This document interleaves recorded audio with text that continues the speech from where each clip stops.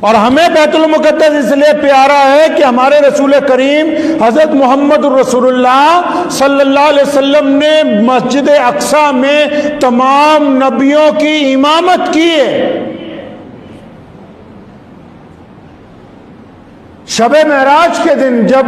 جبریل علیہ السلام مکہ مکرمہ پہنچتے ہیں اور رسول اللہ صلی اللہ علیہ وسلم کو لے جانے کے لیے نکلتے ہیں مکہ مکرمہ سے، تو رسول اللہ صلی اللہ علیہ وسلم اللہ سے ملاقات سے پہلے، عرش پہ جانے سے پہلے، رسول اللہ کی سواری مکہ مکرمہ سے اگر کسی جگہ جا کر ٹھہری ہے، مکے کے بعد اگر کسی جگہ رسول اللہ نے امامت کے لیے اپنے آپ کو آگے پیش کیا ہے، مکہ مکرمہ کے بعد اگر مسلمانوں کے لیے احترام کی کوئی جگہ رسول اللہ نے بتائی تو وہ بیت المقدس ہے، جہاں جا کے براق رکا اور محمد رسول اللہ نے امامت کی ہے۔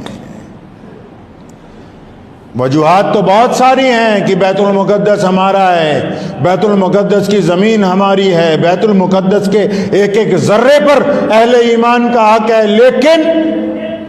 اتنی بے شمار وجوہات بیان کرنے کی بجائے ہمارے لیے یہی بہت بڑی بات ہے کہ اس روئے زمین پر محمد رسول اللہ صلی اللہ علیہ وسلم نے سجدہ کیا ہے۔